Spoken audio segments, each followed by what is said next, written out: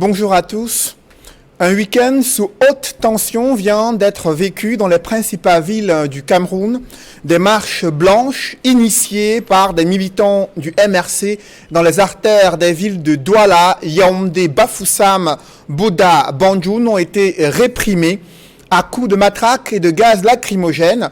Des forces de l'ordre ont essayé de disperser les manifestants face à leur détermination de dénoncer de manière pacifique la malgouvernance, la crise anglophone et le hold-up électoral. La répression est montée d'un cran. Selon des militants du MRC, Célestin Djamène et Michel Ndoki, deux cadres politiques du MRC, ont été grièvement blessés par balles durant cette répression violente de leur marche blanche. Les images de ces graves blessures et des arrestations musclées des manifestants ont fait le tour du monde. La toile s'est embrasée, suscitant de vives réactions de la classe politique. Le président régional du SDF pour le littoral, le député Jean-Michel Nitieux et l'ancien candidat à l'élection présidentielle, le bâtonnier Akere Mouna, ont condamné avec fermeté cette attitude de tirer à bout portant sur des manifestants à main nue qui ne demandent qu'à exprimer leur droit de manifester. Le bâtonnier de l'ordre, maître Kakunte Patier Charles, est sorti de sa réserve pour dénoncer et condamner tout usage disproportionné de la force publique à l'égard d'une population civile. Et de l'autre côté, le gouvernement reproche au mouvement pour la renaissance du Cameroun d'avoir planifié des manifestations publiques non autorisées pour inciter les Camerounais à braver l'ordre républicain. Le ministre de la Communication précise qu'aucun coup de feu à balles réelles n'a été tiré. Et selon René Emmanuel Sadi, il fait savoir que les forces de l'ordre ont fait usage d'une logistique réglementaire lors des échauffourées. Pour le porte-parole du gouvernement, ce sont les militants du MRC qui étaient agressifs et provocateurs. Pour illustrer ses propos, le ministre Sadi impute aux militants du MRC les casses effectuées dans les bureaux de l'ambassade du Cameroun en France. Ces actes sont, aux yeux du gouvernement, des manœuvres de déstabilisation du Cameroun sous le fallacieux prétexte d'un supposé hold-up électoral, selon le gouvernement. Au regard de ces positions tranchées, il apparaît clairement des questionnements sur le respect des principes démocratiques au Cameroun.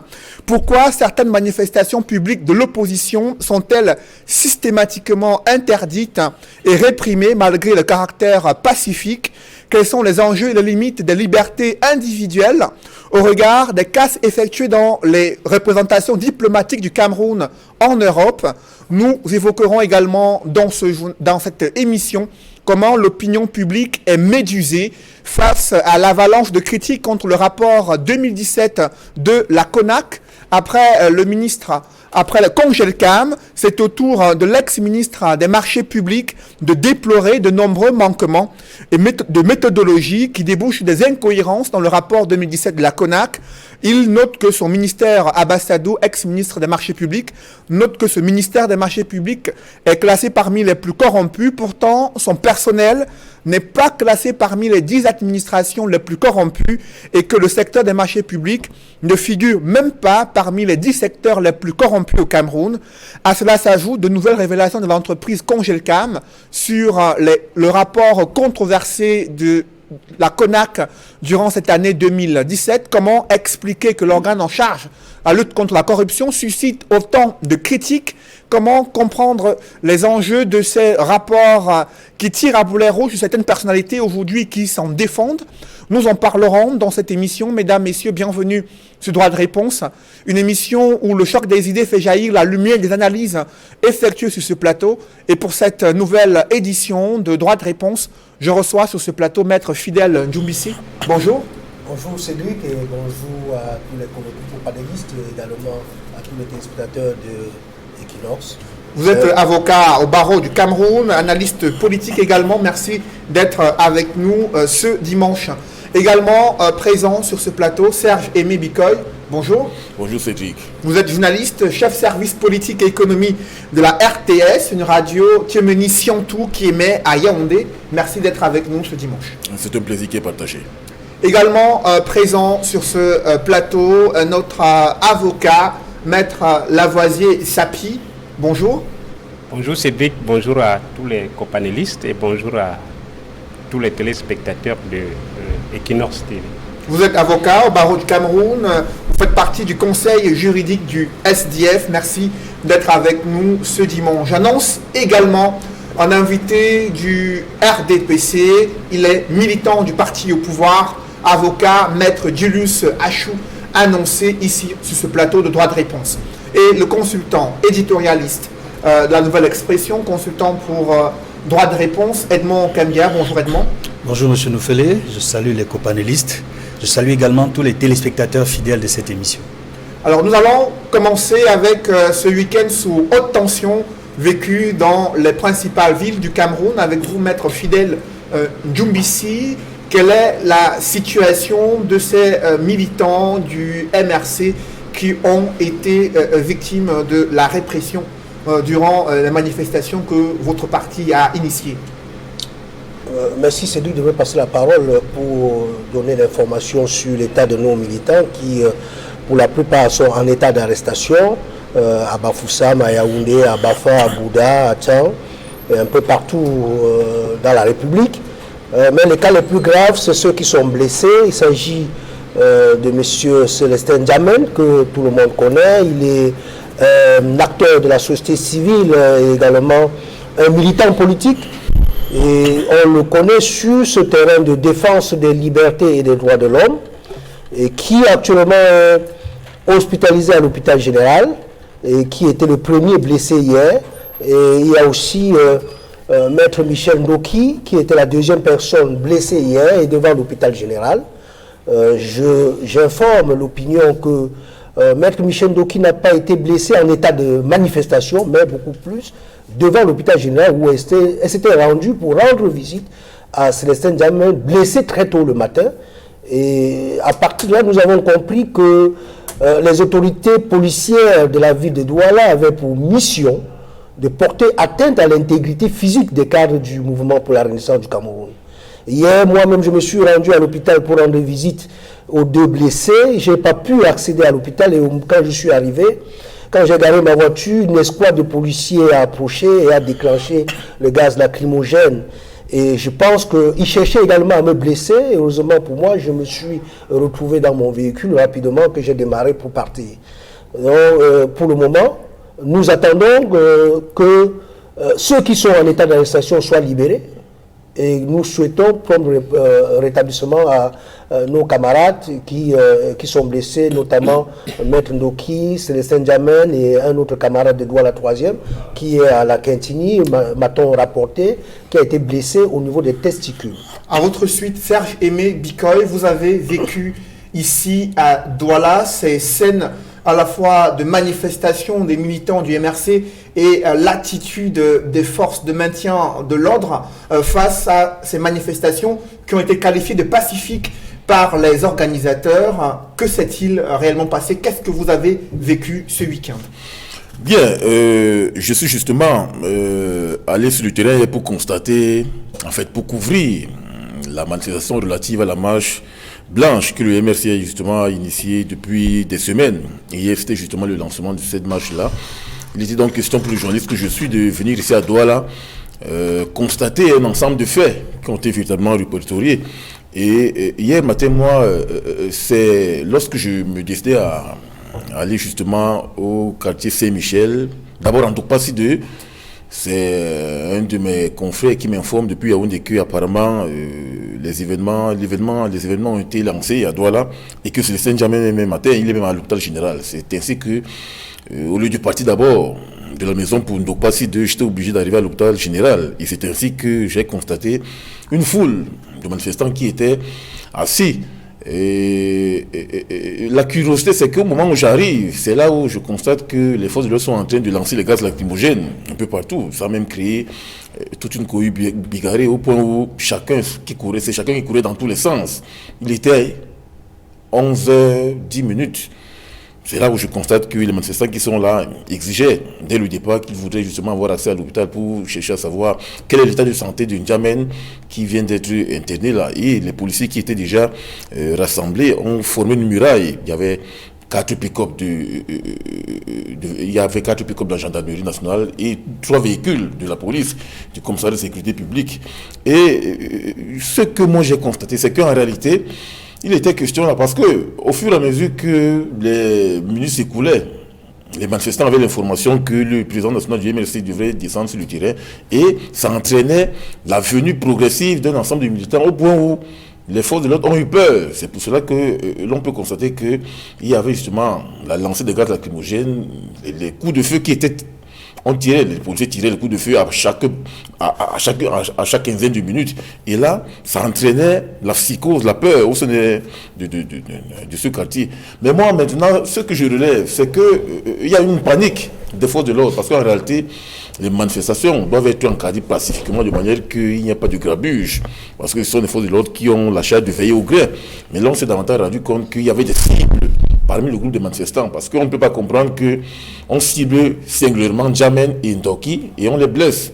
Vous voyez quelle est la posture de N'Djamène, de ces deux cadres au sein du MLC. Donc il était question de fragiliser les leaders et de mettre un terme à toute forme de manifestation qui peut être justement générée à Saint-Michel, en tout cas à Aqua ou bien à l'Opom, parce que c'est N'Djamène qui donne le temps dès le départ, il est fragilisé, et ça entraîne justement la solidarité collective mécanique des manifestants qui le conduisent à l'hôpital, et il y a un phénomène qui naît de façon conséquente, à savoir que les marches s'estompent et tout le monde se rassemble là devant la façade de l'hôpital général. Et ces images justement ont suscité beaucoup de réactions sur la toile, voire les images de l'une des cuisses, l'une des jambes de Maître Ndoki, mais aussi Célestin N'Djamène, grièvement blessé par balle. Avec vous, Edmond Kamga, c'est ce qui a choqué davantage l'opinion publique nationale de voir ces images circuler à travers le monde. Ces deux cadres politiques du MRC grièvement blessés par balle durant une manifestation qui, au départ, était pacifique dans les rues de Yaoundé et de Douala. Oui, Monsieur Noufélé, vous faites bien de dire que ces images n'ont laissé personne indifférent. Aussi bien dans les villes concernées, Douala, Yaoundé et toutes les autres villes du Cameroun où il y a eu des manifestations, à l'intérieur du Cameroun, comme partout, à travers l'Afrique et dans le monde entier. J'ai même reçu des messages pendant que j'étais sur le terrain, venant des États-Unis, du Canada, de l'Europe, de tous les pays à travers le monde, qui s'interrogeaient sur les images qu'ils voyaient sur les réseaux sociaux, de N'Djamène blessé, couché par terre, les images de Michel Ndoki, blessé à la jambe également. Et on peut, comme on le soulignait tout à l'heure sur ce plateau, on a l'impression que certaines personnes ou certains leaders politiques, certaines personnalités politiques, cadres du MRC, visiblement étaient ciblés par les forces de l'ordre qui se sont déployées sur le terrain. Parce qu'on ne peut pas comprendre autrement ce qui s'est passé, sinon le fait que chaque fois qu'il y a eu des atteintes par balle sur des militants du MRC, ce sont en général des responsables, ou alors ceux qui, de près ou de loin, jouent un rôle important au sein de ce parti politique. Je dois dire que les images choquantes, regrettables, déplorables, insurmontables que nous avons pu voir sur les réseaux sociaux, puisque ceux qui ont vu ces images les ont immédiatement filmées et les ont fait transférer, et on l'a vu un peu partout à travers le monde, nous ont renvoyé 29 ans en arrière. Parce que ce sont exactement les images que nous avons eu l'habitude de voir au Cameroun dans les années 90, notamment le 26 mai 1990, lors de la marche historique du SDF à Bamenda. Il y a eu 6 morts lors de ces marches, et c'était le lancement du Social Democratic Front. Même comme les médias d'État à l'époque disaient que ces morts avaient été piétinés. Certains confrères des médias d'État disaient que les morts de Bamenda avaient été morts piétinés. Mais l'histoire a retenu qu'ils avaient été tués par balle. Je voudrais rendre hommage à ces martyrs du 26 mai 1990. Nous parlons d'une autre marche qui s'est déroulée, un autre 26 janvier, le 26 janvier 2019. J'ai dit donc 29 ans après la marche du 26 mai 1990, j'ai le sentiment que les autorités qui nous gouvernent n'ont pas suffisamment pris les leçons, n'ont pas suffisamment pris la mesure des choses. Parce qu'en matière de respect des droits de l'homme, en matière d'atteinte à la dignité humaine, le Cameroun est en train de régresser. S'il faut y ajouter la crise anglophone, parce que ne l'oubliez pas, ce qui s'est passé à Douala, à Yaoundé et dans d'autres localités au Cameroun, nous montre à suffisance comment a commencé la crise anglophone. Ce sont des avocats qui manifestaient pacifiquement à Boya, revendiquant quelque chose qui a été reconnu légitime même par les autorités camerounaises, c'est-à-dire il fallait une traduction officielle du document de l'OHADA en langue anglaise. Et les autorités l'ont reconnu et ça a été traduit par la suite. Mais parce qu'il y a eu le pourrissement de la situation, les enseignants ont pris le relais, d'autres personnalités se sont lancées dans la bataille, la crise anglophone est devenue politique. Voici que nous sommes dans une crise déjà politique. Et le MRC, dans la phase de ce qui s'est passé samedi, cela rentre dans ce qu'ils ont appelé la résistance par rapport au hold-up électoral. Parce que j'ai lu la banderole qui a été, que N'Djamène et d'autres militants de son parti transportés, il y avait trois phrases. Non au hold-up électoral, non à la guerre au nord-ouest et au sud-ouest, non au détournement de fonds dans le cadre de la CAN 2019. Et le gouvernement a réagi, mais avant de donner quelques éléments de la réaction du gouvernement, je précise que le RDPC a été sollicité pour envoyer un de ses mandataires sur ce plateau, et Maître Julius H, avocat et militant du RDPC, a été annoncé sur le plateau de droit de réponse ce dimanche par la hiérarchie du RDPC, le parti au pouvoir. Et pour le ministre de la Communication, il estime que quelques participants à cette marche illégale se sont montrés agressifs et ont pris sur eux d'aborder et de défier les forces de sécurité, faisant montre de maîtrise et de professionnalisme. Les forces de maintien de l'ordre ont dû procéder à des mises en demeure, selon le ministre de la Communication. Il s'en est suivi des échauffourées au cours desquelles les éléments de sécurité ont fait usage d'une logistique réglementaire.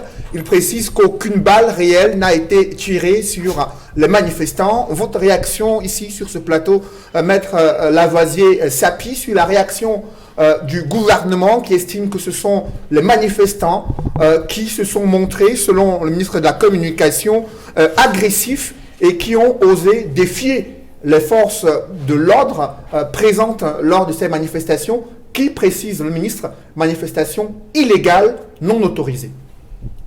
Je crois que le ministre de la Communication ne peut faire que défendre son gouvernement. J'ai vu particulièrement les images de la manifestation à Yaoundé. Les militants du MRC étaient assis. Ils étaient assis par terre et n'agressaient personne jusqu'à ce que les forces de l'ordre foncent sur eux et chargent avec des bâtons, avec les gaz lacrymogènes, etc. Ces militants ne démontraient aucune agressivité. Et je pense que Biya et son gouvernement sont restés égaux à eux-mêmes.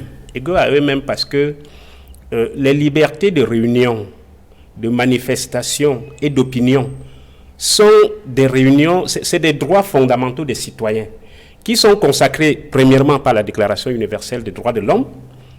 À son article 20, la Déclaration universelle des droits de l'homme consacre la liberté d'expression, le droit inaliénable de toute personne d'exprimer son opinion, même au cours d'une manifestation. Et vous savez que depuis 1973, la Déclaration universelle des droits de l'homme est devenue une loi interne au Cameroun. Par la suite, la Constitution du Cameroun a consacré la liberté de manifester. Et l'article 65 de la Constitution dit que le préambule de la Constitution fait partie intégrante de la Constitution. Donc, les manifestations publiques sont protégées par la Constitution. Et à partir du moment où un citoyen a un droit qui est consacré par la Constitution, aucune autorité ne peut l'empêcher de jouir de ce droit-là. À savoir que les réunions et les manifestations publiques sont libres, comme le dit la loi sur les réunions et manifestations publiques. Elles sont libres. Même si elles doivent faire l'objet d'une déclaration, elles sont libres. Et l'autorité administrative n'a pas le droit d'interdire une manifestation. Parce que tout se passe au Cameroun comme si la loi sur les réunions et les manifestations publiques ne concernait pas le pouvoir, ça concernait que l'opposition. Pourquoi est-ce que les sous-préfets doivent interdire systématiquement ce que la Constitution dit et protège et interdit d'interdire? Donc vous comprenez que le gouvernement déjà est en porte-à-faux par rapport à la loi. Et quand le gouvernement est en porte-à-faux par rapport à la loi, il n'a aucune défense a fait valoir. Et je suis assez surpris du communiqué du ministre de la Communication, parce que pour comprendre comment est-ce qu'il faut encadrer les manifestations, il faut remonter à la loi sur le maintien de l'ordre. La loi sur le maintien de l'ordre dit que, à l'article 3, l'usage des armes est interdit. C'est-à-dire, en aucune circonstance, un policier, un gendarme devrait descendre au cours d'une manifestation armée. Même si c'est une arme de dissuasion, c'est interdit. Et la loi précise que le tir à blanc ou le tir en l'air sont interdits pendant les opérations de maintien de l'ordre. Donc quand il y a une manifestation, même le tir à blanc, même le tir en l'air, même les tirs de sommation, c'est interdit. Donc qu'est-ce qui peut justifier que nous voyons des policiers porter des armes de guerre, munis de cartouches de guerre pendant les opérations de maintien de l'ordre? Ça, c'est contre la loi. Mais le ministre estime que les forces de maintien de l'ordre ont effectué des mises en demeure et que les manifestants n'ont pas obtempéré et qu'il y a eu des échauffourées au cours desquelles, le ministre précise, les éléments de sécurité ont fait usage d'une logistique qui est réglementaire. Non, c'est faux, c'est archi faux. Nous avons vu les images sur les réseaux sociaux. Ces opérations ont été filmées et mises sur Internet. Je dis bien que la loi interdit de porter une arme. La loi autorise les bâtons et les grenades lacrymogènes uniquement. Voilà les deux instruments que la police, qu'on peut voir la police traîner pendant une opération de maintien de l'ordre. Si maintenant, au cours de l'encadrement des manifestations, il y a des débordements et que les forces de l'ordre s'estiment débordées, elles font appel à l'autorité administrative qui peut à ce moment-là requérir l'usage des armes. Mais il faut qu'on ait en face des manifestants armés. C'est la loi sur le maintien de l'ordre qui le dit. Si les manifestants ne sont pas armés, rien ne justifie qu'on emploie des armes en face d'eux. Justement, alors, nous avons vu des gens avec des armes. À la lumière des analyses que vous venez de faire... Et les blessés de MRC ont été blessés par des tirs à armes à feu. Ce n'est pas les bâtons, ce n'est pas les gaz lacrymogènes qui ont provoqué ces blessures-là. C'est des armes à feu. Ça veut dire que les forces de maintien de l'ordre sont descendues en violation de la loi avec des armes de guerre pour aller faire la guerre aux manifestants qui avaient les mains nues. À votre suite, et le SDF a subi ça. À votre suite, Maître Lavoisier-Sapi, Serge-Aimé Bikoy, lorsqu'on a suivi ce dispositif juridique et réglementaire qui encadre les actions des forces de l'ordre sur le terrain et qu'il faut avoir au préalable l'autorisation de l'autorité administrative avant de procéder à l'usage des armes à feu face à des manifestants qui eux aussi seraient armés durant ces marches-là. Avez-vous le sentiment, vous qui étiez sur le terrain, que ce scénario était véritablement permettait aux forces de l'ordre d'utiliser leurs armes pour tirer sur ces manifestants? Non, pas du tout, pas du tout. Parce que moi j'ai observé des images hier. Aucun manifestant hier n'avait un instrument en termes d'armes ou bien un instrument permettant davantage d'être armé pour justement inciter les autorités répressives à pouvoir réagir par à coup. Voici ce qui se passait. La marche était pacifique. Les manifestants battaient le pavé. Il n'y avait que les pancartes sur lesquelles étaient floqués justement des messages. Et Edmond Cambia a relevé tout à l'heure 3 messages qui visaient davantage à situer la ligne générique de la marche blanche liée au hold-up électoral. Parce qu'il y a justement 3 éléments que l'on peut davantage indiquer lorsque l'on voyait les messages. Non à la guerre dans les zones anglophones, non à l'atteinte sauvage de la fortune publique, non au scandale lié à la CAN 2019, non à la crise sociopolitique actuelle. Donc il y avait ces éléments. Ce sont des messages symboliques et significatifs qui visent véritablement à mettre là au cœur un ensemble d'objectifs que vise justement la marche blanche liée à la résistance au hold-up électoral. Donc, hier, les manifestants n'avaient aucune indication leur permettant davantage d'être considérés ou bien étiquetés comme des manifestants armés. C'est pour cela qu'on peut davantage estimer que les forces de l'ordre ont commis des bavures. Parce que hier, lorsque j'arrive à l'hôpital général, il y a des tirs, des coups de feu en l'air, il y a la lancée des gaz lacrymogènes. On se demande, mais est-ce que ces manifestants étaient si armés que cela puisse davantage entraîner ce dispositif répressif que l'on a constaté hier? Les manifestants exigeaient hier d'avoir accès à l'hôpital, question de savoir est-ce que N'Djamena est dans un état véritablement où l'on peut avoir espoir de le récupérer, ou alors qu'est-ce qui se passe? Vous n'avez pas tiré les coups de feu en l'air, vous n'avez pas lancé les gaz lacrymogènes, toute chose qui peut être préjudiciable pour la santé des populations environnantes.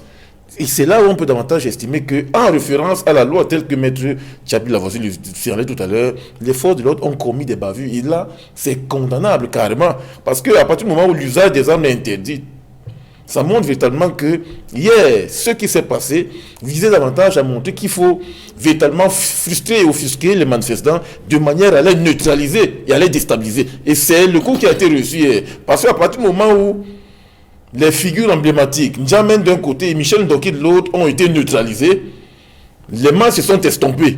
Si vous avez jeté un coup dessus, le programme initial qui avait été fixé, parce qu'il y avait 4 pôles, Ndokpa Sidé au niveau du marché, Lokpom, Saint-Michel et Aqua. Dès que N'Djamena a donné le temps à Lokpom, il a été fragilisé, Ndoki à l'entrée de l'hôpital général, et finalement, on a constaté que, bon, à partir du moment où les cadres qui sont paraissant des figures emblématiques de ce parti, ici notamment dans le littoral, il est question d'aller faire foule à l'hôpital général et de manifester pacifiquement. La preuve, hier ils étaient assis devant l'hôpital général et ils chantaient régulièrement l'hymne national. Quelques minutes après, les forces de l'ordre ont aspergé les gars et ça a créé la dispersion de la foule. Le porte-parole du gouvernement estime que ces militants et manifestants du MRC se sont montrés agressifs et ont pris sur eux d'aborder et de défier les forces de sécurité. Non, on est là dans la qualification de l'acte commis qui est, à mon sens, stéréotypé, qui est même idéologiquement marqué, ou bien même qui est politiquement marqué, parce qu'en réalité, c'est pour ça qu'il faut être sur le terrain. Vous ne pouvez pas être dans votre bureau et estimer que les manifestants ont été agressifs. Non, les manifestants ont usé de ce que Pierre Bourdieu appelle la violence symbolique. C'est-à-dire qu'il y a l'expression, les chants qui ont été entonnés par les manifestants visaient davantage à titiller le gouvernement en place. Quand quelqu'un est en train de chanter non à la violence, non à la crise dans les zones anglophones, chanter l'hymne national qui est un symbole de l'État au Cameroun, ça a un sens, voire une puissance, au point où ça contrebalance les forces de l'ordre qui généralement sont beaucoup plus enclines à l'SJ à réagir. Et c'est pour cela que ces forces de l'ordre sont tombées. Parce que je ne peux pas estimer que les chants qui sont entonnés, ou bien le fait de rester assis, amène davantage l'agressivité. C'est à quel niveau? Comment peut-on qualifier l'agressivité ici? De façon intentionnelle ou bien de façon réelle? Moi, je n'en vois pas. C'est pour cela qu'on peut davantage estimer que ce ne sont que des stéréotypes qui ont été usés par les autorités administratives au point d'amener les autorités, les forces de l'ordre à réagir. Et le ministre de la Communication aussi également a estimé que ce sont des manifestations publiques non autorisées. Maître Fidèle Ndjoumbissi, le gouvernement estime que vous avez mené des manifestations non autorisées pour inciter les populations à défier les institutions républicaines, raison pour laquelle les forces de maintien de l'ordre ont été déployées dans les grandes artères des villes du Cameroun afin de pouvoir encadrer et éviter tout débordement. Comment vous réagissez à la suite de cette position du gouvernement?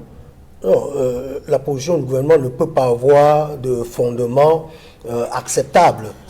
Étant donné que auparavant, nous avons fait plusieurs déclarations, nous avons fait l'effort de respecter la réglementation à la matière pour exercer le droit de manifester qui est un droit constitutionnel, qui est un droit naturel, et que les autorités administratives se sont toujours employées à nous empêcher de manifester en interdisant soit des manifestations ou en refusant de nous donner le récépissé nous permettant de manifester. Et nous avons annoncé avant le 26 janvier que nous devions manifester et que nous ne devions pas recourir à la déclaration.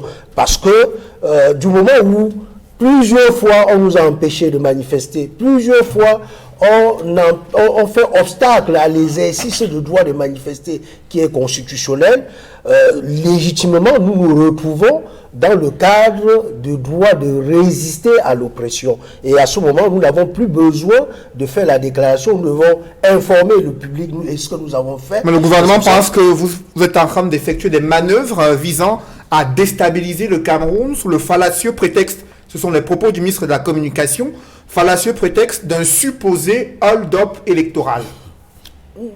Non, il ne faut pas que que le gouvernement qui est déjà dépassé par les événements et qui a déjà perdu le sommeil ne trouve pas des justificatifs fallacieux. Il n'y a pas de manœuvre en vue de déstabiliser le Cameroun. Et au mouvement pour la renaissance du Cameroun, nous avons notre slogan qui est clair, connu de tous, changement dans la paix et par les urnes. Et que nous décrions le hold-up électoral, et c'est notre droit de le faire. Et ce que beaucoup de Camerounais savent, il y a un autre hold-up électoral en préparation. Le hold-up électoral en préparation, c'est, si vous êtes au courant, le gouvernement envisage d'organiser les régionales avant les élections municipales qui devraient avoir lieu normalement en septembre. Et là, c'est un autre prochain hold-up électoral. Donc, si nous restons les bras croisés, ils iront de hold-up électoral à hold-up électoral. Et que nous demandons qu'il y ait réforme du système électoral, c'est-à-dire que l'on puisse réviser la Constitution et que l'on puisse réviser le code électoral pour que nous puissions avoir des élections libres, justes et transparentes qui doivent mettre notre pays à l'abri des violences post-électorales. Donc, c'est le gouvernement qui est responsable de tout ce qui se passe. Donc, si le gouvernement refuse de faire ce que le peuple demande, c'est à lui-même de s'en prendre. C'est pas à l'opposition, c'est pas encore moins au mouvement pour la renaissance du Cameroun de s'en prendre. Donc, nous sommes en train d'exercer notre droit de résistance à l'oppression, parce que nous avons en face de nous un gouvernement oppresseur, un gouvernement qui s'est donné pour mission d'opprimer son peuple, pour mission de ne pas entendre les autres sons de cloche des membres de la société, c'est-à-dire des propositions des autres personnalités ou des autres élites de la société, et qui croient qu'ils ont la connaissance infuse, ils ont la science infuse, et que personne d'autre ne peut plus faire de propositions. Donc, je précise que le Rassemblement démocratique du peuple camerounais, le RDPC, le parti au pouvoir, a mandaté Maître Julius Achou pour être présent sur ce plateau, et jusqu'à 7h, Maître Julius Achou, avocat au barreau du Cameroun, militant du RDPC, reste attendu. La chaise ou le siège qui lui a été réservé reste vide. Pourtant, il a été mandaté par le RDPC, le parti au pouvoir. Poursuivons cette émission avec vous, Edmond Kambia, pour évoquer cette réaction des autorités d'interdire de façon systématique des manifestations publiques de l'opposition. Avant le MRC, c'était le SDF également, qui a essayé dans les artères de la ville de Douala de manifester contre l'échec de l'organisation de la CAN 2019 et l'impunité des personnes qui seraient responsables de cet échec et qui se trouveraient au sein du gouvernement. Il y a eu toujours cette répression de la part des forces de maintien de l'ordre et ce refus d'autoriser de telles manifestations. Qu'est-ce qui explique cette attitude du gouvernement à chaque fois qu'un parti de l'opposition souhaite manifester de façon pacifique ses revendications et exprimer son point de vue? Avant toute chose, je voudrais déjà souhaiter un bon rétablissement à Célestin Djamène, à Maître Michel Ndoki, à toutes les personnes blessées dans le cadre des marches pacifiques à Douala, Yaoundé, Bafoussam et dans toutes les localités à travers le pays, ainsi que tous ceux qui ont été victimes de manière ou d'une autre des violences pendant cette marche. Il faut le dire, tous ceux qui se sont retrouvés en situation difficile pendant les manifestations, il y avait certains qui étaient seulement de passage, qui passaient par là, qui n'étaient même pas dans la marche, mais qui ont reçu des coups. Donc, à ceux-là également, je voudrais dire combien je m'associe à eux pour leur souhaiter un bon rétablissement, parce que j'en connais également. En ce qui concerne votre question, M. Noufeli, l'habitude des autorités administratives à ne pas respecter la loi, je pèse mes mots, à ne pas respecter la loi. Parce que nous sommes passés au Cameroun du régime d'autorisation à un régime de déclaration. Et d'après le principe du régime de déclaration, c'est une loi de 90, parce qu'il y a eu une série de lois de 90 sur les libertés. Les lois qui ont permis le retour au multipartisme, la liberté de manifestation, liberté de réunion, liberté d'expression, liberté de communication sociale. L'esprit de la loi, je dis bien l'esprit de la loi sur la liberté de manifestation, voudrait que quand on dépose, quand un responsable d'un parti politique ou d'une association veut faire une manifestation, une réunion, elle va déposer, elle va déclarer son événement, sa manifestation dans le cas d'espèce. Et tout ce que l'administration a à faire, c'est de recevoir la déclaration, de remettre un récépissé et de s'assurer auprès de celui qui vient déposer la déclaration que tout va se passer normalement. Mais les autorités estiment qu'il y a des risques de troubles à l'ordre public quand il s'agit des manifestations initiées par certains partis de l'opposition et que des fauteurs de troubles pourraient s'introduire dans ces manifestations-là, raison pour lesquelles les autorités administratives procèdent aux interdictions des manifestations de certains partis d'opposition, en l'occurrence le SDF et le MRC.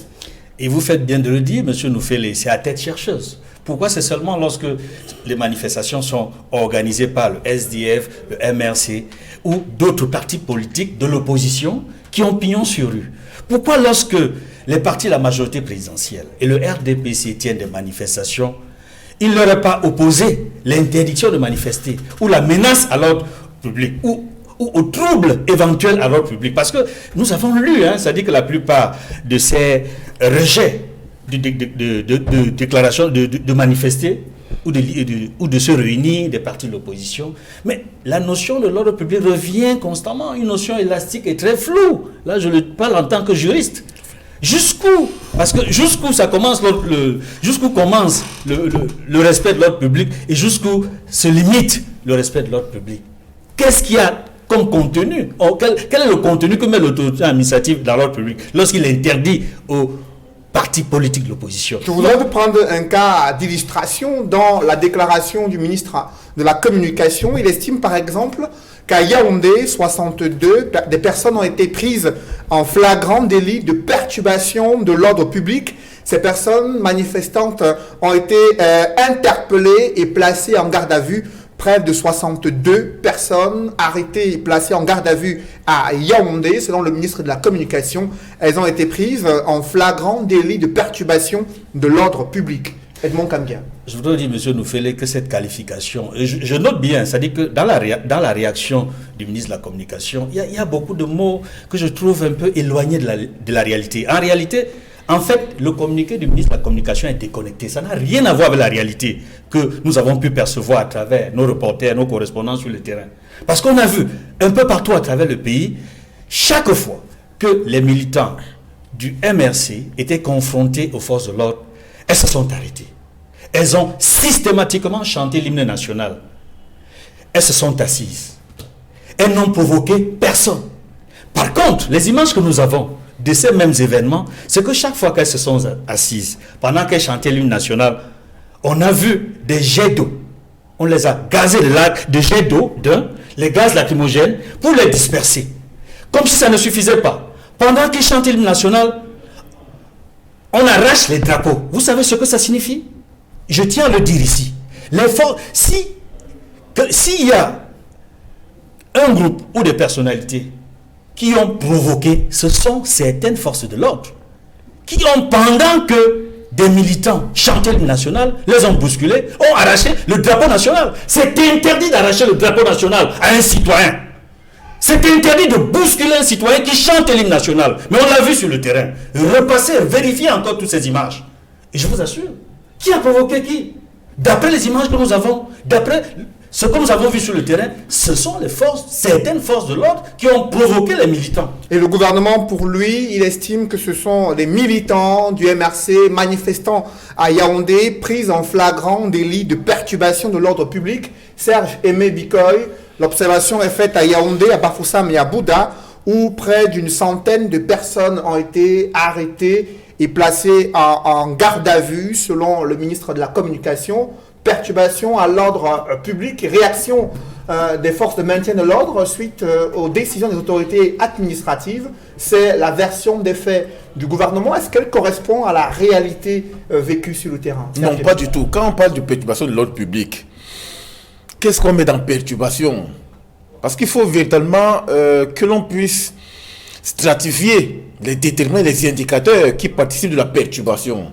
Lorsque vous voyez des militants qui sont massés, qui sont assis, qui chantent l'hymne national, bon, la perturbation réside à quel niveau? Je vois encore d'autres motifs quand je vois un peu les motifs qui ont été attribués à la manifestation réprimée de Nitue le 23 janvier dernier et compagnie. On parle de perturbation de la circulation des biens et des personnes. Bon, là encore, c'est faisable. Mais quand on parle de perturbation de l'ordre public, donc à ce niveau, c'est un motif fallacieux et qui ne tient pas compte de la réalité factuelle qui est observée. Parce que voilà des manifestants des militants et sympathisants d'un parti politique qui marchent, qui chantent, qui suivent un itinéraire déterminé suivant le canevas qui a été initialement fixé par les organisateurs. Mais qui sont de temps à autre perturbés par les forces de l'ordre qui, comme le relevait tout à l'heure Edmond, arrachent les drapeaux, les bousculent, les heurtent. Donc on se voit là, on est là dans la situation, mais la posture des forces de l'ordre qui perturbe plutôt des manifestants qui ne veulent que marcher pacifiquement et qui nécessitent d'être encadrés. Donc il y a un problème de fond au niveau de la qualification du motif lié à la perturbation de l'ordre public. Parce qu'en réalité, il n'y a pas un ensemble d'invariants et de déterminants permettant davantage de spécifier ce que l'on entend par perturbation de l'ordre public. Encore faut-il expliquer cela sur la base des illustrations concrètes qui témoignent de ce que, oui, les manifestants ont perturbé l'ordre public, mais en réalité, il n'en est rien. Alors justement, concernant cette interdiction systématique des manifestations publiques organisées par le SDF, le MRC et d'autres partis de l'opposition, comment expliquer cette attitude des autorités administratives face à des manifestations projetées par certains partis de l'opposition? Nous sommes là dans le listing du cadre, en fait, le listing d'un argument que l'on a généralement l'occasion de mettre en parallèle, à savoir un poids, deux mesures. Parce que il faut constater que quand il s'agit des manifestations publiques du parti au pouvoir, il n'y a aucun problème. Je fais référence ici à la marche des motos taximines qui a eu lieu le 17 septembre 2018 pour adresser une motion de soutien au président de la République, pour appeler les motos taximines à voter pour le président Poulbesta à l'hôtel de ville. Nous y étions. Il n'y a pas eu de qualification liée en termes de motifs liés à la perturbation de l'ordre public. Lorsque ce sont des Baha Salam ou bien des vendeurs à la sauvette qui marchent à partir du boulevard du 20 mai jusqu'à l'hôtel de ville, il n'y a pas de qualification en termes de perturbation de l'ordre public. Vous voyez donc qu'aujourd'hui, on a donc l'impression que la perception de l'ordre public est connotée en référence aux implications sociopolitiques. Lorsque l'on voit une figure telle que Jean-Michel Nitue Joshua aussi, ou bien d'autres cadres des partis de l'opposition organiser une manifestation publique, les autorités administratives sont toujours les premières à sortir des motifs, à mon sens, fantoches, pour justement estimer que oui, il y aura perturbation de l'ordre public, a priori, alors qu'à posteriori, ce ne sont que de simples marches qui nécessitent d'être encadrées. Et c'est ce que l'on exige de la part des autorités administratives. On a donc l'impression que l'on soit, puisqu'aujourd'hui l'on sait que les sous-préfets des localités camerounaises sont généralement acquises à la cause du parti au pouvoir. Forcément, lorsque un parti politique de l'opposition aura organisé une manifestation publique, a priori, cette manifestation sera réprimée, quelle que soit la déclaration qui est faite sur le plan juridique. Il y a donc un problème de fond. On ne peut pas autoriser les manifestations publiques des acteurs qui soutiennent le président national du RDPC et réprimer celles des opposants. Ça veut donc dire que nous sommes là dans la dichotomisation d'un ensemble de cas, à savoir qu'on favorise ceux qui marchent pour le parti au pouvoir et on défavorise et on criminalise, on étiquette d'une façon négative et péjorative ceux qui marchent pour le parti, les partis de l'opposition. Ça pose un problème de fond. Il faut donc que les autorités administratives cessent d'avoir des appréhensions idéologiquement et politiquement marquées qui, aujourd'hui, nous permettent davantage de savoir que oui, vous jouez le jeu du pouvoir, alors qu'en réalité, il faut rester neutre et objectif. Il y a eu dans la réaction de la classe politique, celle du président régional du SDF pour le littoral, le député Jean-Michel Nitue et l'ancien candidat à l'élection présidentielle à Kérémouna, qui ont condamné avec fermeté cette attitude de tirer à bout portant sur des manifestants à main nue qui ne demandent qu'à exercer leur droit de s'exprimer et de manifester. Le bâtonnier de l'ordre des avocats, maître Tchakounte Paché Charles, qui lui dénonce l'usage disproportionné de la force publique à l'égard d'une population civile. Avec vous, maître Fidèle Ndjoumbissi, à côté de ces réactions des leaders de la société civile et des partis politiques, Le gouvernement, lui, reste droit dans ses bottes, estimant que le MRC a voulu inciter les Camerounais par des mots d'ordre de rébellion et de défiance des institutions républicaines et que les populations n'ont pas suivi votre mot d'ordre. Il faut saluer l'intervention de ces leaders et que ça donne une caution aux manifestations organisées par les partis de l'opposition, que ce soit le SDF ou le Mouvement pour la Renaissance du Cameroun. Et je salue surtout la sortie prompte de M. le bâtonnier, Maître Charles Tchakounté Patié. Vous pouvez réaliser que son communiqué a été fait hier, donc toute activité cessante, il a réagi et s'est inscrit dans la démarche qu'il a indiquée lors de la campagne des élections au sein du barreau, qui s'engageait à protéger les avocats. Donc, il a demandé que les avocats qui sont en état d'arrestation soient libérés et qui va apporter le soutien à ces avocats. Il s'est indigné pour ceux de nos confrères qui sont enlevés dans la partie anglophone. Et également, ce qui est encore plus important, c'est que le bâtonnier, dans son communiqué, a condamné et dénoncé l'usage disproportionné de la force publique contre les manifestants qui ne sont pas menaçants et qui ne sont pas armés. Et il a bien dit que même s'il faut rester dans le respect de la légalité républicaine, on ne devrait pas utiliser les armes contre les manifestants qui ne menacent pas, comme Maître Sapi Lavoisier l'a dit tout à l'heure en donnant lecture de la loi portant organisation de maintien de l'ordre public. Il y a des cas dans lesquels les forces de l'ordre peuvent faire usage de la force publique, c'est-à-dire des armes à feu. Et dans le cas de l'espèce, nous avons observé qu'il n'y avait pas de menace de la part des manifestants. Les manifestants étaient tout complètement démunis d'armes et ne proféraient aucune menace. Ils n'avaient pas porté de coups sur les agents des forces de l'ordre.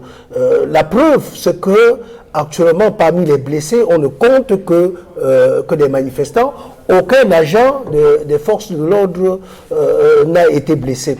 Et je voudrais également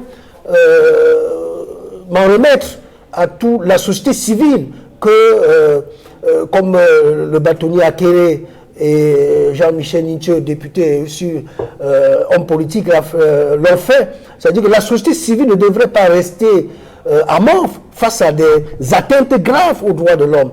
On ne devrait pas laisser que ce soit seulement les partis politiques. Et aujourd'hui, on observe qu'il n'y a que le Mouvement pour la Renaissance du Cameroun et le SDF dans ce champ-là. Il faudrait que les personnalités de ce pays qui font partie de la société civile puissent contribuer et coopérer avec les partis politiques pour la lutte, pour l'instauration de la véritable démocratie. Oui, il faut dire également que durant la même journée du 26 janvier 2019, il y a eu des manifestations à Paris devant l'ambassade du Cameroun en France et le gouvernement fait savoir que ces militants, une centaine de militants du MRC, se sont introduits dans les bureaux de l'ambassade du Cameroun à Paris et ont tout saccagé. Avec vous, Edmond Kambia, le gouvernement qui déplore cette attitude de la part des militants, selon le gouvernement, une centaine de militants du MRC qui se sont introduits dans les bureaux de l'ambassade du Cameroun en France, où tout a été saccagé, et le gouvernement qui estime que ce sont des actes à condamner avec la dernière énergie. Comment appréciez-vous cette attitude des manifestants camerounais du côté de Paris en France? Je vais répondre à deux volets. D'abord, sur un premier volet, je dois rester sur le principe. Une ambassade, c'est une mission diplomatique qui protège. La principale mission, c'est de protéger les ressortissants d'un pays là où ils se trouvent. C'est-à-dire que l'ambassade du Cameroun à Paris est censée protéger et soutenir les ressortissants camerounais qui se trouvent en France. À ce titre-là, c'est une institution qui doit être respectée.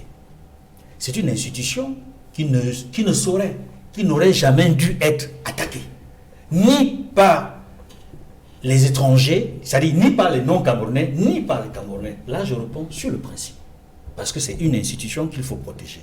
Maintenant, le second volet de ma réponse, c'est essayer de comprendre ce qui a pu se passer. Pourquoi est-ce que des Camerounais en sont arrivés là, de manière à siéger l'ambassade, à y rentrer et à détruire les effigies? J'ai vu des images sur les réseaux sociaux du chef de l'État. Donc, je pense qu'il y a comme une sorte de ras-le-bol depuis un certain nombre d'années, et spécifiquement depuis l'élection présidentielle du 7 octobre 2018. Il y a un malaise général né de la crise post-électorale qui n'est toujours pas résolue au Cameroun. Et l'on sait, et je ne vous l'apprends pas, que depuis quelque temps, à travers plusieurs pays en Europe, aux États-Unis, au Canada et partout ailleurs, les Camerounais sont divisés à cause de cette élection présidentielle. Une bonne partie des Camerounais estiment que les résultats qui ont été proclamés par le Conseil constitutionnel ne correspondent pas à la réalité. Une autre, qui semble légaliste et loyaliste, estime que c'est les résultats proclamés par le Conseil constitutionnel qui est la vérité. Entre les deux, vas-y savoir quelle est la réalité. Pourquoi est-ce que je rappelle ces faits? C'est pour vous dire que parmi les Camerounais qui vraisemblablement ont posé cet acte à l'ambassade de France, l'ambassade du Cameroun en France, il y a des frustrés. Il y en a qui estiment que leur droit de vote, la vérité des urnes n'a pas été respectée. Et ils estiment que la structure à même de les protéger n'a pas joué son rôle. Et c'est pourquoi on a vu ce qui s'est passé. À votre suite, Edmond Kamgaï, notre réaction sur cette attitude des Camerounais devant l'ambassade du Cameroun à Paris, qui a été complètement saccagée, selon le ministre de la Communication, et les images également qui ont fait le tour de la toile. Avec vous, Maître Lavoisier Sapi, sur cette attitude des Camerounais durant la même journée du 26 janvier 2019, à la suite de la répression observée au Cameroun. Il y a eu cette réaction violente aussi des Camerounais durant une manifestation qui se tenait également à Paris, en France. Comment appréciez-vous cette situation? Ben, c'est pas une situation qu'il faut encourager. Mais je pense que lorsque je regarde la réaction du gouvernement face aux événements sociaux, il me semble que déloger le RDPC, M. Biya du pouvoir, on risque de passer par les armes, par une guerre civile dans d'autres pays. Parce que la réaction du gouvernement face aux revendications à caractère social, c'est toujours une réaction armée. Regardez les problèmes du sud-ouest et du nord-ouest, qui ont commencé par des revendications corporatistes. On en est aujourd'hui à une guerre armée dans ces deux régions-là, et M. Biya est sourd à tout appel au dialogue. Il ne veut dialoguer avec personne. Pour lui, et dans son message de fin d'année, il a été encore assez clair, l'armée fera son travail. Il a aussi dit qu'il est disposé à dialoguer avec les personnes de bonne volonté concernant la crise. Oui, ça c'est une déclaration. Il ne fait aucune démarche concrète dans le sens du dialogue. Il ne suffit pas d'aller à la télévision déclarer qu'on veut le dialogue pour que le dialogue ait lieu. Il est chef de l'État, il est garant de la bonne marche de toutes les institutions et de la paix dans le pays. C'est à lui de prendre des mesures pour que cet appel au dialogue se concrétise effectivement. Lorsque vous voyez la répression des manifestations de l'opposition, c'est dans la même logique, c'est-à-dire une logique de confrontation. Les gens, quand quelqu'un veut marcher, ça veut dire qu'il a un mécontentement à exprimer. Et je crois que quand on gouverne, la plus simple des choses, c'est d'écouter ce qu'on gouverne. Si quelqu'un a une frustration qu'il veut faire passer même par la rue, le gouvernement se doit d'encadrer cette marche, parce que ce que nous devons savoir, c'est que quand vous voulez marcher, la loi dit vous faites la déclaration auprès du sous-préfet. Vous indiquez votre itinéraire, le jour, l'heure, et vous mettez sur pied un bureau qui va se charger d'encadrer la marche pour qu'il n'y ait pas de casse. C'est ce que la loi dit. Donc, les manifestations, a priori, Si les sous-préfets coopéraient et autorisaient toutes ces manifestations et prenaient les dispositions pour qu'elles se passent bien, il n'y aurait pas de problème. Mais en lieu et place de cela, le gouvernement interdit systématiquement toute expression au Cameroun. Hier, le ministre Nganou Djoumessi était en train de tenir un meeting à Bouddha. Pourquoi lui, Nganou Djoumessi, peut tenir un meeting à Bouddha et le MRC ne peut pas aussi exprimer ce qu'il pense de la gouvernance de notre pays? Parce que quand les gens descendent dans la rue, c'est pour exprimer des frustrations. C'est pour exprimer ce qu'ils pensent de la gouvernance dans le pays. Or, il faut que les tenants du pouvoir écoutent cela. Si vous ne voulez pas écouter cela, ça veut dire que dans le Cameroun, on étouffe les libertés d'expression. Au regard le comportement des Camerounais en France, ça relève de cette politique-là. Parce que vous avez des Camerounais qui ont fini des études qui ne peuvent pas rentrer au pays. Parce que s'ils rentrent au pays, il n'y aura pas de travail. On fait les concours administratifs, c'est les mêmes personnes. C'est les enfants des mêmes personnes. On part dans des villages jusqu'à ce qu'on ait vidé. On prend même des enfants qui sont à peine entrés au collège pour aller mettre dans l'administration parce qu'on ne veut pas voir certaines personnes. Comment voulez-vous que cela se fasse entendre? Donc, s'ils trouvent que la violence est le seul moyen par lequel ils peuvent se faire comprendre, cette violence devient légitime. Elle devient un moyen de revendication légitime. Au regard de ces casses effectuées dans certaines représentations diplomatiques du Cameroun en Europe, il se pose la question, Serge Aimé Bikoy, des enjeux et limites des libertés individuelles concernant à la fois le droit d'exprimer son point de vue, son opinion, de manifester. Mais là, on a vu des débordements, des casses dans les bureaux des ambassades du Cameroun en France, mais aussi quelques images d'une représentation diplomatique du Cameroun en Belgique où il y a eu effectivement ces casses. Quelle est votre analyse de l'attitude des Camerounais et bien sûr celle du gouvernement? Oui, de façon spontanée, on peut avoir une lecture fonctionnaliste qui vise davantage à criminaliser ceux qui ont commis justement ces actes-là, parce que véritablement, ce sont des actes qui sont condamnables.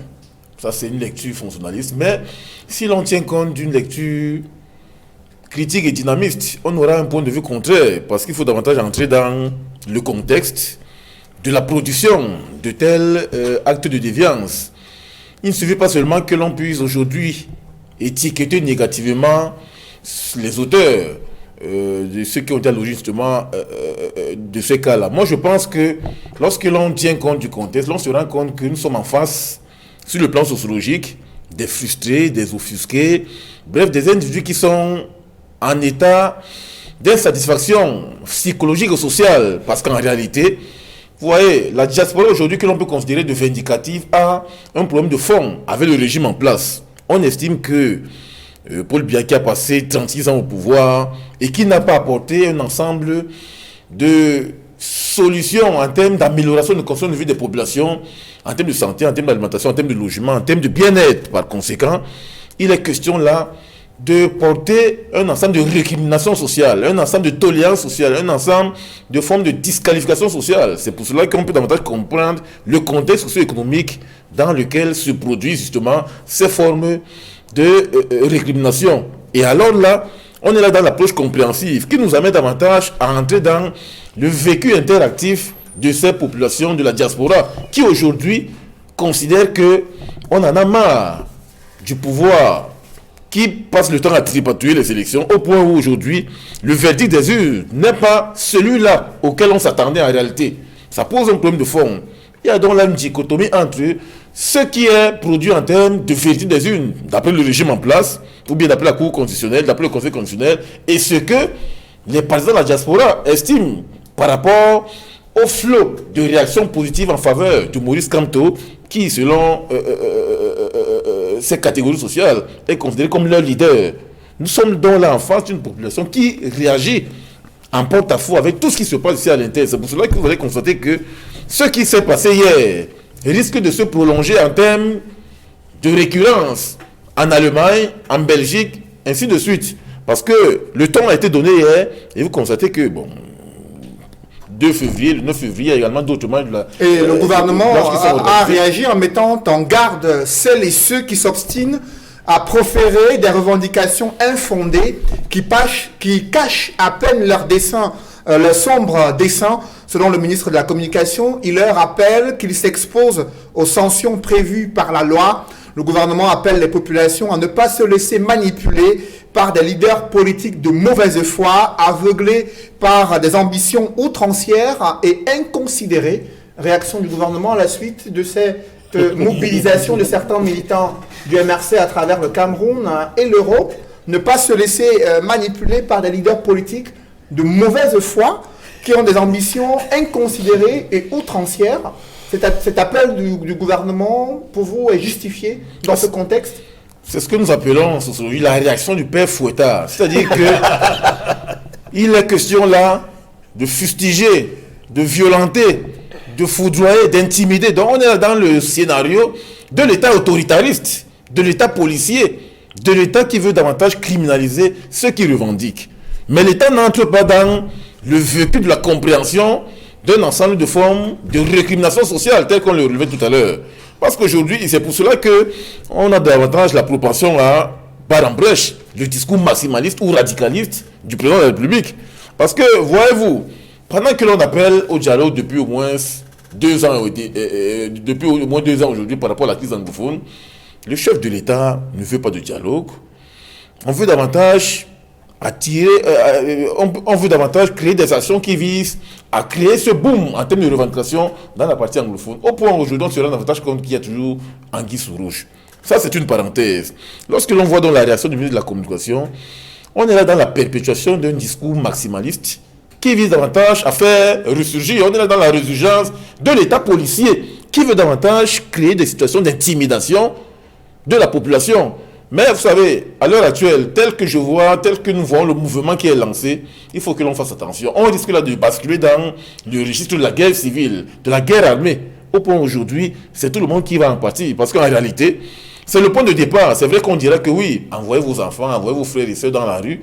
Mais lorsque le mouvement est lancé, on ne sait pas quand ça va commencer, on ne sait pas à quel moment ça va s'achever. Il n'est pas question aujourd'hui d'avoir des réactions essentiellement radicales pour justement mettre dos au mur la population qui aujourd'hui sait véritablement dans quel registre compréhensif l'État se situe. Mais encore faut-il comprendre ce qui se passe et trouver des solutions idoines, efficaces et efficientes pour remédier à ce problème. Tant que l'on ne va pas le faire, le problème ne va pas être justement solutionné. Et je précise que le RDPC, le parti au pouvoir, a mandaté pour cette émission de droit de réponse Maître Julius Achou, avocat au barreau du Cameroun, militant du RDPC, absent depuis le début de cette émission. Son siège est resté vide. Pourtant, le RDPC a été sollicité et la hiérarchie du parti au pouvoir a mandaté Maître Julius Achou, militant du RDPC, avocat au barreau du Cameroun, pour défendre l'idéologie du parti au pouvoir dans cette émission de droit de réponse. Et le ministre de la Communication, au nom du gouvernement, qui appelle les populations à ne pas se laisser manipuler par des leaders politiques de mauvaise foi, aveuglés par des ambitions outrancières et inconsidérées. Cela s'adresse bien sûr aux leaders à la fois de l'opposition, du MRC, du SDF, qui ces derniers temps ont multiplié des manifestations publiques. Maître Fidèle Ndjoumbissi, vous êtes de mauvaise foi, aveuglés par les ambitions outrancières et inconsidérés du point de vue du gouvernement. Vous êtes en train de manipuler l'opinion publique selon le porte-parole du gouvernement. Ça, c'est des insultes insupportables. Et c'est de la provocation. Et c'est un gouvernement irresponsable qui peut tenir de tels propos. Pour des hommes politiques, pour une élite politique qui a le droit de conquérir le pouvoir, qui a le droit d'aspirer à gouverner, et qui demain pourrait être au gouvernement. Et qu'aujourd'hui, ceux qui sont au gouvernement refusent de résoudre les problèmes des Camerounais, de donner des réponses aux problèmes des Camerounais. Je pense que Serge Bicon l'a bien relevé tout à l'heure lorsqu'il a parlé des nombreuses frustrations accumulées, surtout dans la diaspora qui attend des solutions à ces problèmes depuis longue date. Le problème, par exemple, de la double nationalité, que le gouvernement actuel n'arrive pas à résoudre, ne résout pas. Non. C'est un gouvernement, c'est-à-dire l'élite qui est dans l'opposition, qu'on appelle l'élite non gouvernementale, est une élite qu'il faut considérer, et c'est une élite qui a le droit d'accéder au pouvoir. Et nous sommes dans cette dynamique-là, et on doit nous respecter, parce que nous sommes tous fils égaux de ce pays. Personne n'a plus le droit d'être Camerounais que l'autre. Et nous exerçons notre droit de conquérir le pouvoir, notre droit de critiquer le gouvernement, parce que critiquer le gouvernement, critiquer la gouvernance participe de notre activité comme parti politique. Et manifester également participe de notre activité pour faire connaître notre indignation par rapport à la façon dont le pays est géré. Lorsqu'ils disent que nous avons des ambitions outrancières, qu'est-ce qu'ils disent de ceux qui ont détourné l'argent de la CAF, de la CAN, pour qu'on arrive à ce que la CAF prenne une décision pour retirer la CAN au Cameroun avec toutes les conséquences que cela entraîne, les conséquences sur le plan économique, les conséquences sur l'image du Cameroun. Comment nous pouvons considérer ces personnes-là? Ils ont aussi des ambitions. Comment qui nous qualifie ces ambitions? Où est parti l'argent qui était destiné à réaliser les travaux pour rendre la CAN possible au Cameroun en 2019 et que son chef a pris le devant pour dire que nous serons prêts le jour dit. Et le jour dit, nous ne sommes pas prêts. Qu'est-ce qu'on doit dire de cela? Qu'est-ce qu'on doit dire de ceux qui ont détourné massivement les fonds publics? Aujourd'hui, nous n'avons ni hôpitaux, nous n'avons pas d'hôpitaux, pas d'écoles, pas de routes. Et que nos concitoyens meurent sur les mauvaises routes de suite d'accidents de circulation, comme ce qu'on vient de connaître sur la route de Ngaoundéré-Touboro. Qu'est-ce qu'on doit dire d'eux? Il faut qu'ils cessent et qu'on commence à faire la vraie politique. Qu'on nous laisse manifester, qu'on nous laisse réclamer, qu'on nous laisse demander les réformes. Qu'est-ce qu'il y a de mal à demander qu'on procède aux réformes qui sont nécessaires? C'est toute la classe politique du Cameroun et tous les citoyens qui demandent qu'il y ait réforme du système électoral. Qu'est-ce qu'il y a de mal à cela? Pourquoi on parle d'ambition outrancière? Parce qu'on ne veut pas une élection à 2 tours qui peut permettre aux autres d'accéder au pouvoir. Et c'est ça les ambitions outrancières. Alors, à votre suite, Maître Fidèle Doumbissi, j'aimerais maintenant avoir la réaction de Maître Lavoisier-Sapi. Le gouvernement estime que ce sont des revendications infondées qui cachent à peine un sombre dessein de la part de ces organisateurs de cette manifestation. Le gouvernement qui estime que le Cameroun est un État de droit et qu'il s'il faudrait avoir un changement à la tête du gouvernement, il faut attendre les élections et non afficher des ambitions outrancières et inconsidérer et manipuler la population. Votre réaction, Maître Lavoisier-Sapi? Bien, merci. Le communiqué du ministre de la Communication était un communiqué visiblement musclé. Lorsqu'on connaît la position de M. René Sadi dans le gouvernement et les postes qu'il a souvent occupés, on le comprend, c'est un apparatchik du pouvoir, c'est un cacique. Voilà l'expression, c'est un cacique du pouvoir. Et cette réaction n'étonne pas. Cette réaction traduit aussi la détermination de ceux qui tiennent le pouvoir à ne céder aucun pouce, démocratiquement.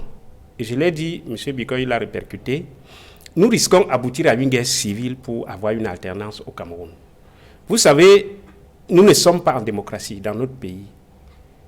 Nous vivons une dictature militaro-policière. Et cette dictature, elle s'est installée depuis 1958. Ce n'est pas facile de la déraciner. Il faudra déployer un trésor d'énergie si on veut avoir une alternance au Cameroun. Lorsque M. René Sadi s'exprime comme ça, le scandale de la CAN touche tous les Camerounais. Les fonds massifs qui ont été détournés. Comprendre qu'un camion de sable est vendu à 700 000 pour les chantiers de la CAN, qu'un sac de ciment est vendu à 16 000 et que les gens justifient ça sur les réseaux sociaux pour dire c'est normal et tout ça, ça touche à tous les Camerounais. Parce que les vrais chantiers qui devraient profiter à la population sont abandonnés. Moi, je sors de Bafoussam, une ville où on étouffe de la poussière. Depuis 20 ans, aucune route dans la ville de Bafoussam.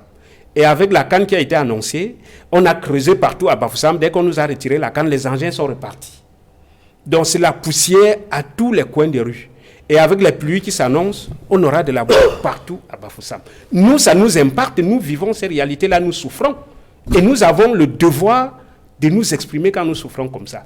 Les problèmes, les crises du sud-ouest et du nord-ouest qui étaient dénoncées dans ces manifestations, c'est des crises qui touchent tous les Camerounais. Les anglophones ont déserté massivement le sud-ouest et le nord-ouest et se sont réfugiés dans beaucoup de villes au Cameroun. À Bafoussam, nous avons plein d'anglophones. Vous les voyez même dans la rue. Il y en a qui dorment pratiquement dans la rue. Ça fait mal. Vous avez des anglophones qui ont 15-20 personnes chez eux. Et pratiquement, il faut apporter de l'assistance par-ci, par-là. Le gouvernement ne veut pas régler ces problèmes pour que ces gens retrouvent leur domicile. C'est un problème, ce n'est pas de l'extravagance. Ce n'est pas la recherche effrénée du pouvoir. C'est des manifestations qui touchent des problèmes réels que le gouvernement ne veut pas régler. Donc le ministre Sadi est de très très mauvaise foi quand il prend un communiqué comme celui-là. Et je pense que le gouvernement, ce qu'il devrait faire, c'est d'appeler les acteurs sociaux au dialogue. M. Biya est pratiquement le seul chef d'État africain, je dis bien l'unique chef d'État africain qui ne s'est jamais assis autour d'une table avec ses opposants politiques pour discuter des problèmes de la nation. On ne l'a jamais vu. Ça ne se fait pas. On ne gouverne pas les gens par procuration, comme lui fait là. En tout cas, pour nous, le Cameroun n'est pas gouverné. Il est pillé par une bande de gens qui sont tapis au pouvoir et qui n'entendent pas laisser le pouvoir sous quelque prétexte que ce soit. Qui rappelle qu'un président de la République a été élu et que le Cameroun est un État de droit, que le gouvernement mette en garde celles et ceux qui s'obstinent à proférer des revendications infondées qui cachent à peine leur sombre dessein. Il leur rappelle qu'ils s'exposent aux sanctions prévues par la loi et le gouvernement qui appelle les populations à ne pas se laisser manipuler par des leaders politiques de mauvaise foi. Edmond Kambia, comment on sort de cette crise observée entre l'opposition et le pouvoir de Yaoundé concernant les manifestations publiques? Monsieur Noufele, je voudrais d'abord m'interroger sur le concept d'état de droit utilisé par le ministre de la Communication. Quel est cet état de droit où des policiers peuvent librement tirer à balles réelles sur des citoyens lors d'une marche pacifique? Quel est cet état de droit où des soldats peuvent librement arrêter des femmes portant sur leur dos des bébés, les exécuter de manière sommaire? Quel est cet état de droit qui laisse ces populations pendant 2 ans, des régions du nord-ouest et du sud-ouest, dans une situation intolérable, inqualifiable, pitoyable, où les enfants ne peuvent pas aller à l'école, où les gens meurent tous les jours? On le voit. Depuis 2016, la crise anglophone n'est pas réglée du tout. Et on parle d'un état de droit. De quel droit parle-t-on? De quel état de droit parle-t-on? Officiellement, c'est des centaines de morts dans le nord-ouest et du sud-ouest depuis 2016. Des morts parmi les populations civiles, des morts parmi les bandes armées, des morts parmi les forces de sécurité. On parle d'état de droit. Quel est cet état de droit qui ne favorise pas le dialogue national inclusif entre ses fils et filles des régions du nord, des régions anglophones et francophones? Quel est cet état de droit qui ne respecte pas les droits et libertés collectives et individuelles? Quel est cet état de droit où le chef de l'État ne joue pas son rôle pleinement en appelant les forces vives de la nation, les forces politiques, sociétés civiles, les autorités traditionnelles et religieuses, pour régler un problème politique qui est en passe de faire du Cameroun un véritable volcan qui va exploser à tout moment? Quel est cet état de droit? La question que vous posez, M. Noufele, pour la répondre, il fallait passer par ces remarques, ces observations générales que j'ai effectuées. Comment en sortir? Mais il faut dialoguer. Il faut que le gouvernement appelle les responsables politiques dans le cadre d'une concertation générale. Il y a même eu dans ce pays ce qu'on appelait la tripartite, qui a eu ses limites, mais qui a eu également quelque chose de positif. Parce que c'est grâce à la rencontre tripartite d'octobre-novembre 1991 qu'on a posé les bases, les jalons du changement constitutionnel, de la constitution que nous avons obtenue finalement le 18 janvier 1996. c'est parce qu'il y avait tout un comité qui a travaillé sur le projet de réforme constitutionnelle. Même comme la constitution du 12 janvier 1996 a encore des limites, parce qu'il y a certaines dispositions qui ont été introduites subrepticement, nuitamment, pour détruire tout le travail que des Camerounais, des juristes de qualité chevronnée avaient préparé. Je pense qu'aujourd'hui, comme à la rencontre tripartite, où on a vu d'un côté l'opposition, les personnalités indépendantes, et ceux du pouvoir discuter et parvenir à un certain nombre de résolutions qui avaient mis fin aux villes mortes, qui ont fait 8 mois au Cameroun. Est-ce que c'est impossible de régler la crise anglophone? C'est possible de régler cette crise anglophone. Il faut un dialogue. L'opinion publique médusée également devant une avalanche de critiques contre le rapport 2017 de la CONAC. Cette fois-ci, c'est l'ex-ministre des Marchés publics qui déplore de nombreux manquements méthodologiques qui débouchent selon lui sur des incohérences, qui placent le ministère des Marchés publics parmi les plus corrompus, alors que selon Abbas Sadou, son personnel n'est pas classé parmi les 10 administrations les plus corrompues et que même le secteur des marchés publics ne figure pas parmi les 10 secteurs les plus corrompus. L'ancien ministre des marchés publics qui critique la méthode de la CONAC après la sortie médiatique du président directeur général de Congelcam, Serge Aimé Bicoy, ce rapport 2017 de la CONAC de plus en plus controversé avec des personnalités citées dans le rapport qui contestent la méthode utilisée par la CONAC. Oui, nous avons constaté qu'après la publication de ce rapport de la CONAC, il y a eu une controverse qui a été alimentée au sein de l'opinion publique camerounaise. C'est le président directeur général de Congelcam qui est monté au créneau. La conférence de presse a été organisée, c'était la semaine dernière, où il était question de battre en brèche les différents résultats qui ont été intégrés dans ce rapport-là. Parce que qu'est-ce qui était davantage critiqué? C'était l'orientation méthodologique de ce rapport qui ne permettait pas davantage de voir le circuit, la traçabilité de la distorsion des fonds qui s'évaluent des milliards de francs CFA tel que la CONAC l'avait relevé. Mais en même temps, lorsque je suis le conseil juridique du président directeur général de Congelcam qui était intervenu, le professeur Kanke, qui est par ailleurs député, j'avais noté une certaine satisfaction par rapport à la maîtrise d'un ensemble d'éléments sur le plan juridique qui attestent de ce que la CONAC a produit. Il y a anguille sous roche. Parce qu'en réalité, tous les documents ont été présentés ce jour-là à la conférence de presse en termes de précision d'un ensemble de rapports par rapport à ce que la CONAC avait mis au niveau de la fiscalité, au niveau du réseau de la traçabilité d'un ensemble de fonds. Mais maintenant, il y a des questionnements que l'on peut élaborer parce que le tout n'est pas seulement de questionner épistémologiquement la méthode de la CONAC, mais encore faut-il savoir comment le travail a été mené en bonne et due forme. Parce qu'aujourd'hui, on se retrouve en train de questionner la méthodologie, mais sans savoir véritablement comment le travail a été mené sur le terrain. Parce que le professeur Kanke disait qu'on ne sait pas comment, on n'a jamais vu les différents agents de la CONAC venir dans la société Congelcam pour faire un travail en bonne et due forme en termes d'enquête systématique, de manière à statuer sur le montant qui est imputable à cette entreprise en termes de détournement. Là, ça pose un problème.